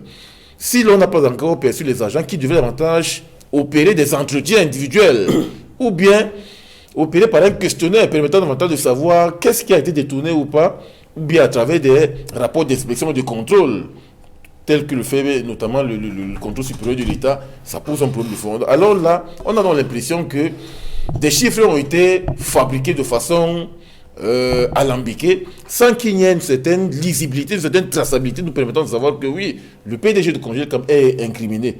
Et c'est alors là que le professeur Kanke, qui est le conseil juridique de Congelcam, avait justement présenté un ensemble de chiffres pour montrer que voici ce que nous savons.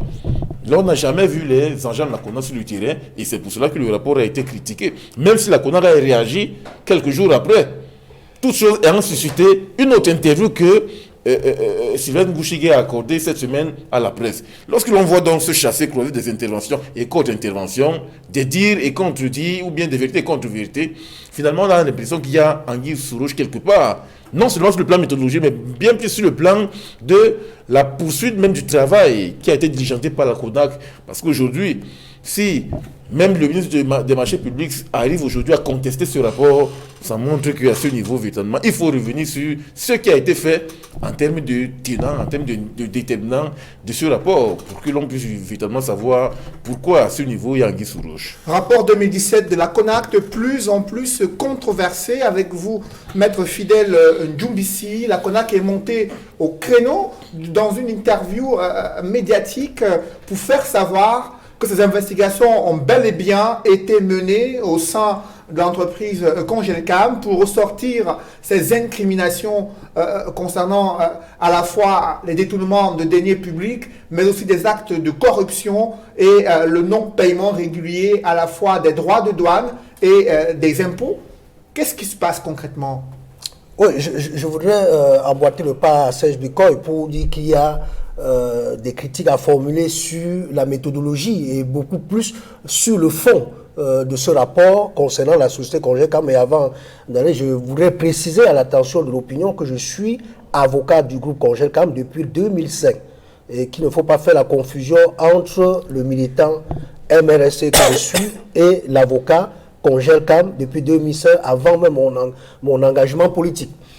Donc, pour ce qui est de la méthodologie, la CONAC a réagi après la correspondance adressée par la société Congelcam le 2 janvier. Le 15 janvier, la CONAC a réagi et dit non, nous étions au sein de la société Congelcam de février 2014 à mars 2016. Et dit nous avons demandé tel document, tel autre document et tout cela. Et plus grave, dans cette correspondance, elle indique qu'il s'est agi de la période de 1997 à 2005, alors que dans son rapport du 28 décembre 2018, elle a parlé d'un rapport annuel sur 2017. Et c'est pour ça que la société Congelcam avait dit que non, en 2017, on n'a pas reçu les enquêteurs de la CONAC au sein de la société Congelcam. La société Congelcam reconnaît qu'en 2014, les enquêteurs de la CONAC étaient là, mais pas pour les activités de 2017. Tout à fait. Et quand elles arrivent en 2014, elles demandent des documents concernant la période de 2000 à 2013, tantôt de 2005 à 2013. Et pour des périodes au cours de laquelle la société Congelcam a connu des contrôles venant de la douane. Et là, je vais sur le fond, comme nous n'avons pas assez du temps pour indiquer les chiffres fabriqués par la CONAC. La CONAC prend 2 procès-verbaux qui ont été produits au cours de son enquête en 2014. Quand la CONAC est venue à la Congelcam en 2014, 2016, elle a demandé des documents qu'on a produits. Et des documents même qui, normalement, ne devraient même plus exister. C'est là où il y a curiosité. Parce qu'au plan comptable, on conserve les documents pendant 10 ans. On vous demande des documents qui datent de 22 ans. Et jusque-là, la société Congelcam trouve ces documents-là et les produit. Il s'agit de 2 procès-verbaux. Premier procès-verbal, ça concerne la société Congelcam. Et deuxième procès-verbal, ça concerne la société Nadis, qui est une entité du groupe Congelcam. Sur le premier procès-verbal, il y a 3 chiffres. 4 milliards 915 millions, 1 milliard 155 millions 25 000 francs et 300 millions. Dans ce document, qu'est-ce qui s'est agi? Il s'agit des déclarations d'importation de poissons que la société Congelcam fait. Parce qu'avant d'importer, on fait d'abord une déclaration. C'est une manifestation d'intention d'importer. Et que quand vous avez importé, la douane vient contrôler pour voir si effectivement ce que vous avez importé correspond à ce que vous avez déclaré. Lorsque la douane constate qu'il y a une déclaration de 4 milliards 915 millions, elle contrôle la société Congelcam et trouve qu'il y a une différence de 2 milliards. Et demande à la société Congelcam d'expliquer. La société Congelcam explique que, suivant les données informatiques introduites à la douane, le prix du poisson dans les données informatiques, c'est 300 francs le kilogramme, qui est inférieur au prix sur le marché. Et que c'est pour ça qu'il y a ce décalage. Mais la société Congelcam ne parvient pas à convaincre la douane. Et la douane aboutit à un redressement qui donne lieu au paiement de droits de 1 milliard 55 millions 25 000 francs que la société Congelcam paye. Et les amendes de 300 millions. Maintenant, la CONAC vient prendre ce procès verbal, prend le chiffre de 4 milliards 915 millions, dit que c'est l'argent appartenant à l'État et invente une pénalité de 200% sur les 4 milliards 915 millions. C'est ça qui donne 9 milliards 830 millions, qu'elle additionne à 4 milliards 915 millions pour dire que ça, c'est le détournement de deniers publics. S'agissant du deuxième chiffre, 5 milliards 700 millions sur la société Nadi, déclaration d'importation, et que la douane constate que la société Congécam a utilisé seulement 3 milliards 700 millions. Et maintenant, pour faire le contrôle, au cours du contrôle, on aboutit à il n'y a pas de redressement parce que la société Congécam a justifié que le restant n'était pas utilisé et attesté par les preuves remises par les banques domiciliataires. Parce que quand vous faites la déclaration d'importation, vous donnez ça aux banques. Et les banques ont donné des attestations qui prouvent que la société Congécam n'a pas utilisé le reste de 2 milliards. Donc, le procès verbal est dressé et constate qu'il n'y a pas de détournement, qu'il n'y a pas de transfert irrégulier de capitaux sur les 5 milliards 700 millions. C'est-à-dire que la société Congécam n'a pas utilisé toute sa déclaration d'importation avec des preuves et dresse procès verbal, pas de redressement, rien à faire. Et la CONAC vient prendre ce chiffre. 5 milliards 700 millions, on considère que c'est l'argent de l'État, invente une pénalité de 200%, 5 milliards 700 millions multipliés par 2, plus ça fait 11 milliards 700 millions, plus 5 milliards, ça fait 17 milliards, plus les autres 13 milliards, combien ça fait? 32 milliards. Voilà les 32 milliards que la CONAC prétend que la société Congécam a détourné. Et ces faits sont produits en quelle période précisément? Les faits sur lesquels la CONAC prétend avoir mené des investigations. La CONAC crée la confusion, on ne sait plus pour quelle période elle a contrôlé. Elle parle tantôt de 2014, 2016, 2009, 2017, de 1995, 97 à 2005.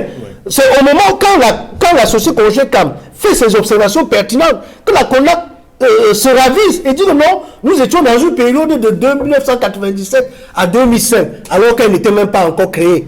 La CONAC est créée en 2006. Il y a eu une autre réaction, celle du ministre Abba Sadou, qui révèle également que le rapport de l'État de la lutte contre la corruption en 2017, à sa surprise générale, il note que la CONAC a mené une enquête depuis 2015.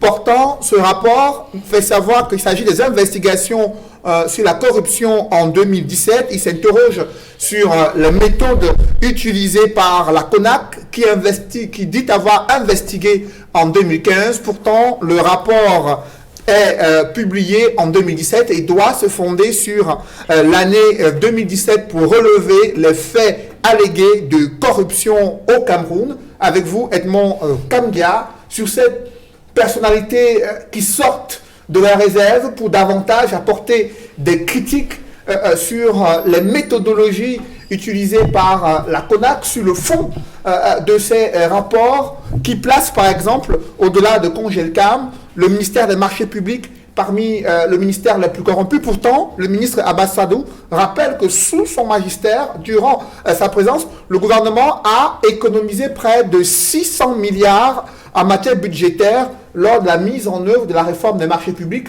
Comment comprendre que son ministère soit classé parmi les plus corrompus, pourtant son personnel ne figure pas parmi les administrations les plus corrompues, encore moins le secteur des marchés publics? Déjà deux personnalités de la République qui contestent ce rapport avec des éléments pertinents de critique et d'analyse. Comment appréciez-vous la situation qui se passe autour de ce rapport 2017 de la CONAC? Tout ce qui se passe autour du dernier rapport de la CONAC montre la suffisance qu'il faut questionner fondamentalement les méthodes d'investigation de la CONAC. Les critiques du ministre Abba Sadou sont fondées. Elles sont d'autant fondées que, on le voit, la CONAC dit sortir un rapport 2017, mais curieusement, on se rend compte qu'il s'agit en réalité des éléments qui n'ont rien à voir avec l'année concernée. Et là, ça pose un problème sur le plan méthodologique. Moi, je crois savoir que dans le personnel de la CONAC, il y a des universitaires. Il y a des gens qui viennent de tous les milieux, du droit, de plusieurs secteurs de l'université. Mais il y a un gros problème méthodologique, d'abord. Parce que, aussi bien dans le problème Congécam que dans celui que dénonce le ministre sortant et sorti des marchés publics, il y a un gros problème méthodologique. Restons sur les critiques que j'ai dit fondées du ministre Abba Sadou. Il dit très bien que sous son magistère, le ministère des marchés publics a fait gagner beaucoup d'argent à l'État du Cameroun. Ce qu'il dit est vrai. On n'a même pas besoin de faire beaucoup d'enquêtes pour le savoir. Toute la période qu'il a été là, on a vu, nous, dans la presse, comment il était tiraillé, comment il a été sujet à beaucoup de tiraillements avec d'autres ministères. Je prends un seul exemple. Avant que ce ministre ne sorte du gouvernement, l'un des scandales pour lequel il a refusé de pactiser, c'était l'affaire des infrastructures routières avec le ministre des Travaux publics, Nganou Djoumesi. Tout le monde le sait. Il a dénoncé cela. Il a dit qu'il ne peut pas valider ce marché. Et la mafia l'a sorti du gouvernement. Abba Sadou a raison. Je pense, après tout ce qui se passe, que le chef de l'État, qui est quand même celui qui oriente, qui donne les grandes indications, les grandes orientations de la politique nationale, qui définit la politique nationale au Cameroun, doit prendre au sérieux toutes les remarques et critiques qui sont faites sur le rapport de la CONAC. Sans d'autant qu'il est le principal destinataire du rapport de la CONAC. Et je rappelais récemment sur un des plateaux, ici même, à droite de réponse, que la CONAC a non seulement fait du ministère des marchés publics l'un des marchés les plus corrompus, dont Paul Biya est le véritable ministre, parce que le ministère des marchés publics est un ministère délégué à la présidence. Il a également dit que le ministère délégué à la présidence chargé de la défense est un des ministères les plus corrompus. Cela signifie qu'il dit que Paul Biya est le plus corrompu en tant que ministre de la Défense. La CONAC l'a également dit sur le CONSUPE, le contrôle supérieur de l'État, que c'est l'un des ministères les plus corrompus. Cela signifie qu'il dit que Paul Biya est le plus corrompu. Il faut qu'on cherche à voir clairement de quoi il s'agit. En tout cas, en ce qui concerne le ministère des marchés publics, le ministre Abba Sadou a totalement raison. Pour les autres ministères, on peut encore faire des investigations et savoir si la CONAC a eu raison ou pas. À votre suite, Maître Lavoisier s'appuie sur les investigations de la CONAC de plus en plus critiquées. Pourtant, cet organe avait été présenté à l'opinion publique comme un instrument de lutte contre la corruption qui devait faire l'évaluation de la corruption au Cameroun, faire des prescriptions au président de la République et au gouvernement pour améliorer et réduire le taux de corruption dans les administrations publiques. Aujourd'hui, c'est un ancien ministre des marchés publics, le président directeur général du groupe Congelcam, qui monte au créneau pour évoquer des incohérences dans le rapport 2017 de la CONAC, qui a accusé à la fois ces deux personnalités et leur gouvernance ou leur administration d'être les plus corrompues durant l'année 2017. Pourtant, les investigations ont été effectuées, selon la CONAC, durant les années antérieures à celle de 2017. Comment expliquez-vous ce rapport 2017 de la CONAC qui est de plus en plus controversé? Ce rapport prouve que la CONAC est une institution inutile. Inutile parfaitement au Cameroun. La CONAC, depuis qu'elle est créée en 2006, est-ce que nous avons l'impression que la CONAC a réussi à faire reculer la corruption et les détournements de fonds publics au Cameroun? Non. Depuis que la CONAC existe, le pillage des ressources du pays par les tenants du pouvoir se porte de plus en plus bien.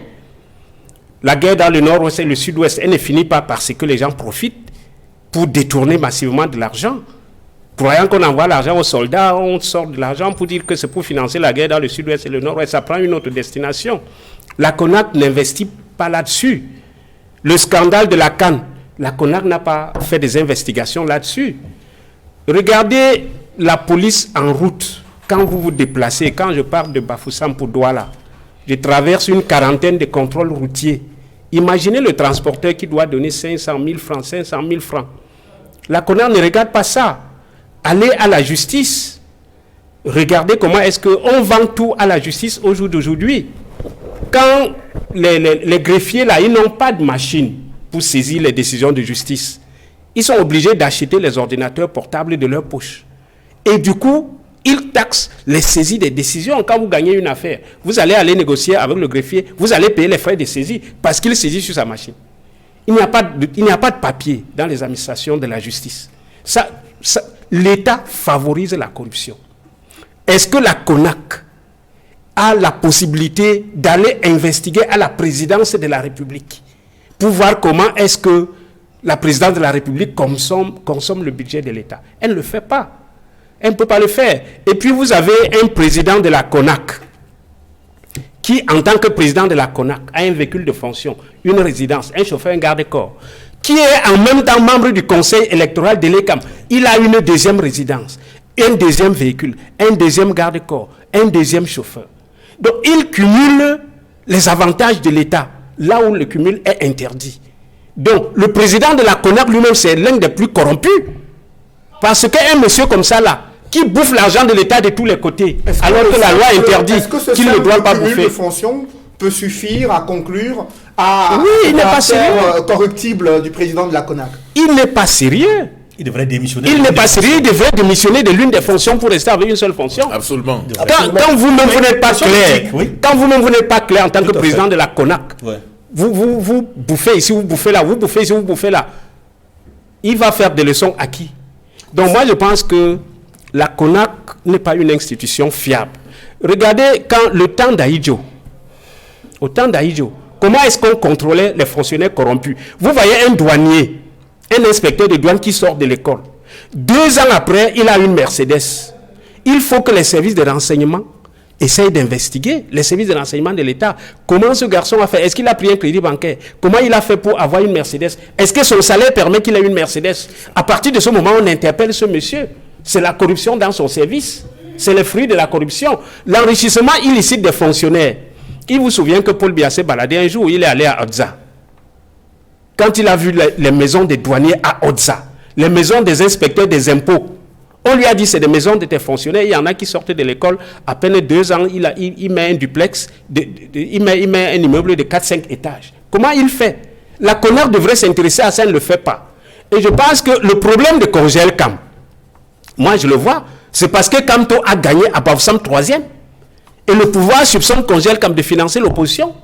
C'est là où viennent les malheurs de ce monsieur. Ça, c'est le non-dit de cette affaire. Oui, Kamto a gagné chez lui, chez Congelcam, à Bafoussam 3e, à la dernière élection présidentielle. Donc vous pensez qu'il y a une connotation politique. C'est une cabale politique contre un monsieur, on lui reproche malhonnêtement de financer l'opposition. Alors, Congelcam ne finance pas. Avant la fin de cette c'est là où viennent ces malheurs. Sur cette affaire du rapport 2017 de la CONAC, controversée avec la sortie du ministre des Marchés Publics, Abbas Sadou, qui est sorti du gouvernement il y a quelques semaines, et ensuite le président de Congelcam qui monte au créneau à la fois pour révéler que les investigations de la CONAC ont été menées avant l'année 2017 et que les procès-verbaux qui sont produits ne correspondent pas à la réalité des faits.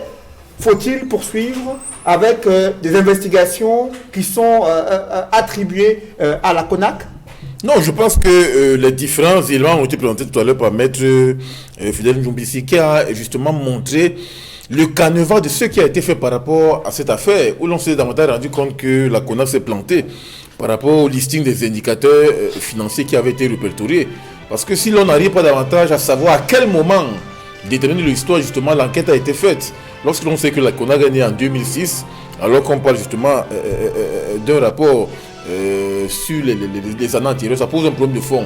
Donc on a l'impression que c'est après la réplique du conseil juridique du Congelcam que la CONAC s'est ressaisie et s'est ravisée pour constater que non, ce sont plutôt les rapports de telle année, alors que dans le rapport qui a été publié justement en décembre dernier, il était question justement de criminaliser le président directeur général du Congelcam. Maintenant que la CONAC se ravise, on a donc l'impression que le travail qui a été fait initialement a été mal fait. D'abord, la statut méthodologique du travail a été battue en brèche. Parce que finalement, on se rend davantage compte qu'il n'y a pas une traçabilité au niveau de la perception du mois ou bien de l'année au cours de laquelle la CONAC a mené l'enquête. Il n'y a pas également un ensemble d'éléments méthodologiques précis qui nous permettent d'entendre savoir ce qui a été fait en termes d'entretien, en termes d'interview, ou bien en termes de questionnaire pour justement savoir ce que l'on peut davantage reprocher à Congelcam aujourd'hui. Et maintenant, au-delà de ces éléments officiels, il faut rentrer maintenant dans l'officieux pour constater qu'en réalité, ce rapport permet davantage de constater qu'il y a une connotation politique que l'on peut y inférer. Parce qu'en réalité, justement, Cyril Moussiki a perdu les élections à Bafoussam 3e. Et justement, la corrélation politique que l'on peut justement attribuer à cela, c'est qu'en réalité, on soupçonne le sénateur, de financer l'opposition en arrière-plan. Par rapport au ministre des Marchés publics, il faut également noter que par rapport à la bataille conflictuelle qui s'est déroulée entre Emmanuel Ganou Djoumessi, ministre des Travaux publics, et Abbas Sadou, l'ancien ministre des Travaux publics, ça montre qu'aujourd'hui, lorsque vous faites preuve de rigueur, de compétence, pour justement questionner ce qui doit être fait, parce que Abbas Sadou dénonçait, il faut le dire ainsi, le marché de gré à gré par rapport à la condition de l'autoroute devant mener à Japoma. Mais à partir du moment où il a été critiqué, il était question maintenant de voir dans quelle mesure on peut justement orchestrer des manœuvres pour montrer que non, c'est son ministère même qui est criminalisé comme le ministère le plus corrompu. Or, il n'en est rien. Et c'est lui aujourd'hui qui perd. Parce que dans la mafia qui s'est produite, il faut le dire ainsi, c'est Abbas Sadou aujourd'hui qui est criminalisé, alors qu'en réalité, il avait fait un bon travail en termes de rigueur. On constate donc que dans le régime en place, lorsque vous faites preuve de compétence, de rigidité, de rigueur, vous êtes botté en touche, parce qu'il faut davantage regarder ceux qui ont été promus et qui ont été responsables de la mafia par rapport à la gestion foireuse de la canne. Ce sont ceux-là qui ont été promus et ça pose un problème de fond. Si on ne change pas vitalement, on va se retrouver en train de voir un régime où l'on promeut l'antinorme, l'antivaleur et l'interdit. Merci, messieurs. C'est la fin de cette émission. Je précise que le RDPC a mandaté sur ce plateau de droit de réponse Maître Julius Achou, avocat et militant du RDPC, son siège est resté vide durant toute cette émission de droit de réponse. Merci à vous, Maître Fidèle Ndjoumissi, d'être venu. Merci également à vous, Maître Lavoisier Sapi, Edmond Kambia, Serge Aimé Bicoy qui a fait le déplacement depuis Yaoundé pour venir ici à Douala avec nous. Mesdames, Messieurs, c'est la fin de cette émission. Merci de rester sur Equinox Télévision.